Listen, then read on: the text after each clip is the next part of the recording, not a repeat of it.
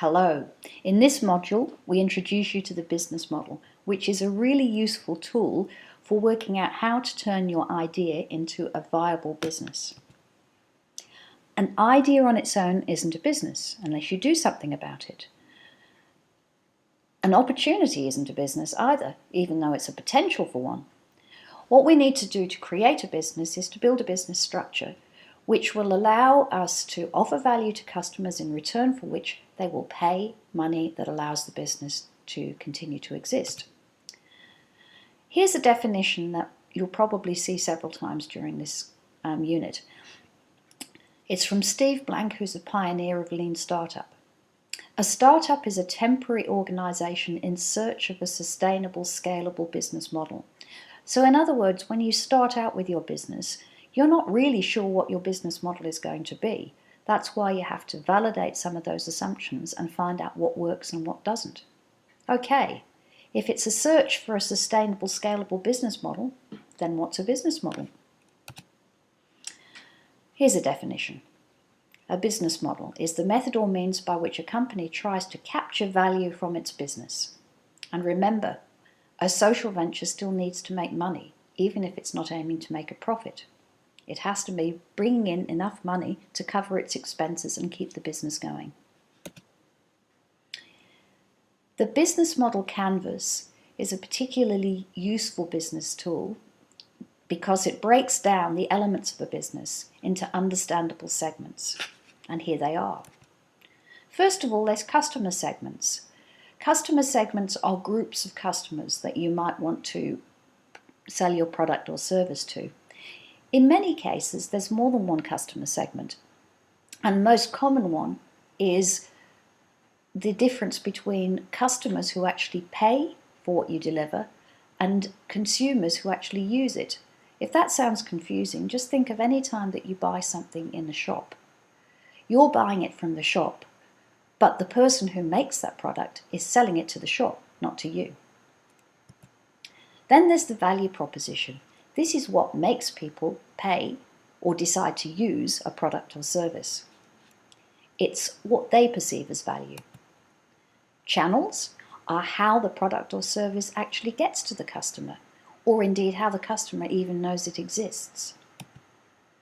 Customer relationships are how the business deals with its customers. Does it want to have a relationship with them, or does it not care who you are as long as you pay the money? Revenue streams, that's pretty self-explanatory. Where does the money come from? Key activities are the things that the business has to do to deliver the product or service and value to the customer. Key partners are others that the business might work with, other businesses often, suppliers, anything that is particularly important to the business's success. Key resources are things that the business needs to be able to deliver its value and to carry out its key activities. One of the most obvious resources, of course, is cash, but there are many others. And finally, cost structure. This is what you spend your money on. So the opposite of revenue streams. And those elements of the business model canvas can be divided into two sections. There's the customer-facing section, which we might call on stage. When you look at a business, it's fairly easy to work out what their customer segments are, their channels, their customer relationships. But it may not be so easy to work out what goes on behind the scenes, because this is the sort of thing that businesses feel they don't need to demonstrate to their customers or to the general public, but also may want to keep a secret because they regard it as part of their competitive advantage. But not always.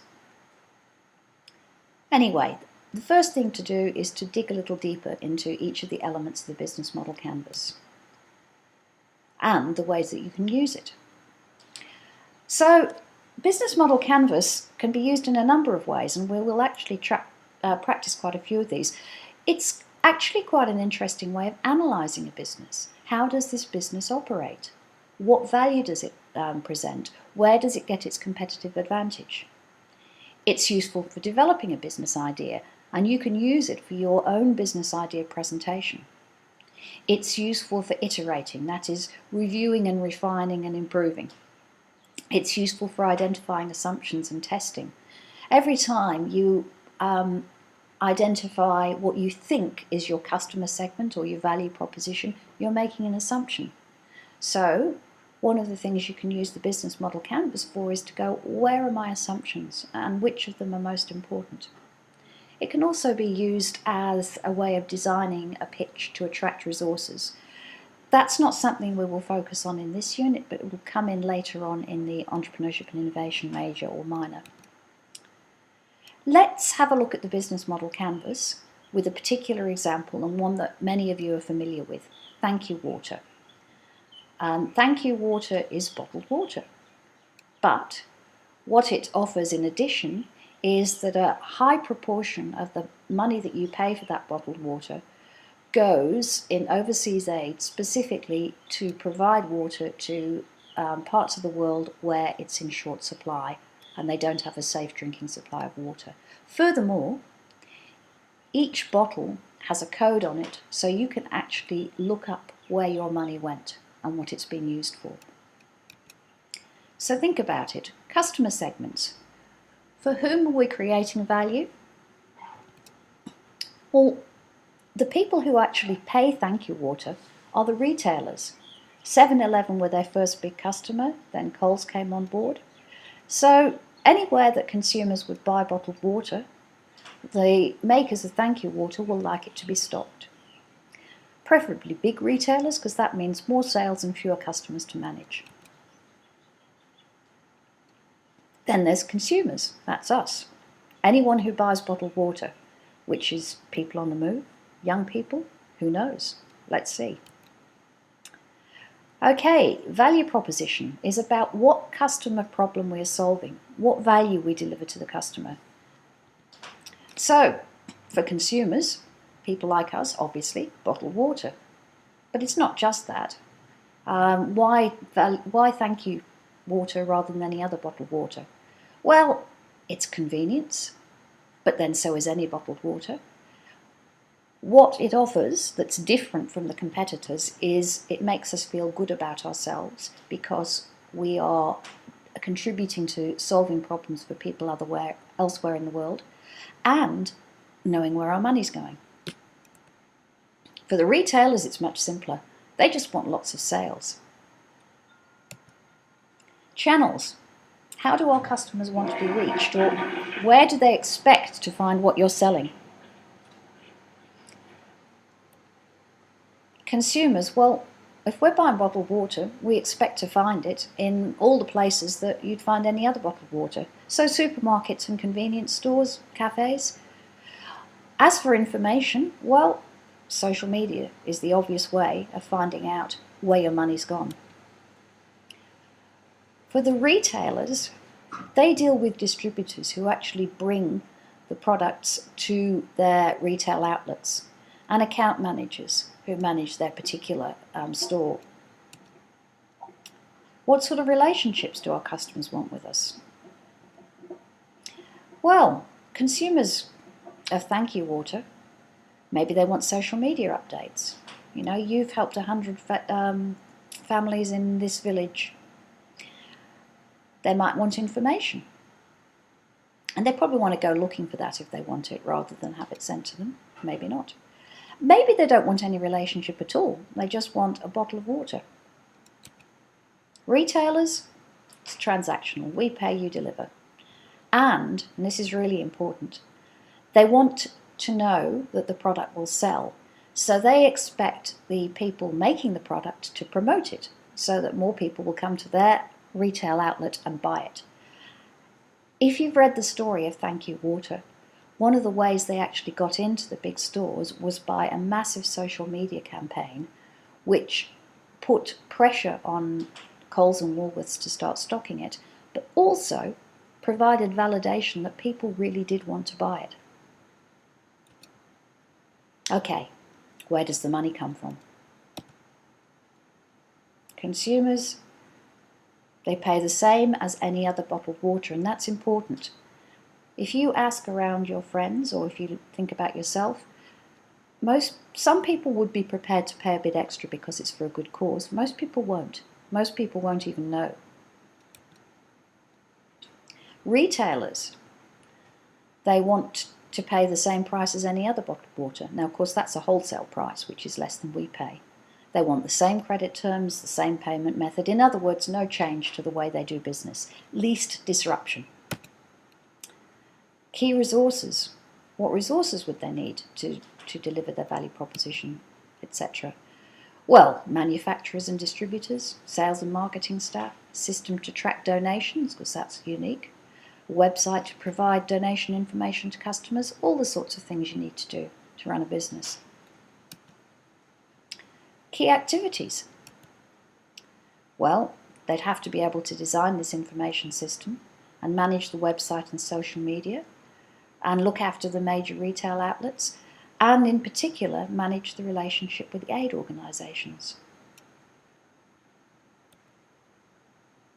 Key partnerships. Well, the aid organisations who turn those donations into access to water, that's important, because for the people who actually do check up on where their money's going, they want to know that it's going to a reputable charity.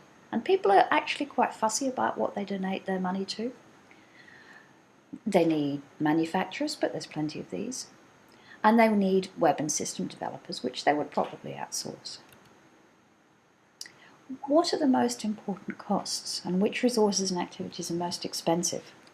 Well, for Thank You Water, marketing was a big one. They had to invest in this massive social media campaign to persuade retailers to stock their product. Now, having done that, that's almost self-sustaining.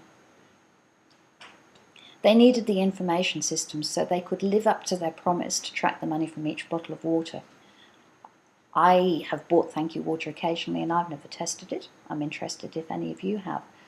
The thing is, though, even though only a tiny proportion of customers might test that, if any of them test it and find that it's not valid or it doesn't work, think about it. They've invested in a massive social media campaign. They've got lots of followers.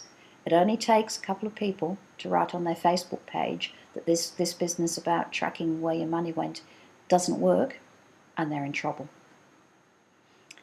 Stakeholder management. Because the aid partnerships are important for company reputation, that means they're probably going to have to do face-to-face meetings and some travel, which obviously involves some costs. Okay, so that covers all the elements of the business model canvas. So now you've been introduced to them, start thinking about how that applies to businesses you have encountered. You are a customer of lots of different businesses, so think about what your value proposition is when you buy something. Is it convenience or reliability or status or prestige? We'll dig into that a little bit more in another module. And also, when you deal with a business, see what you can identify about its business model. Start thinking of opportunities in terms of business models. See you in the next module.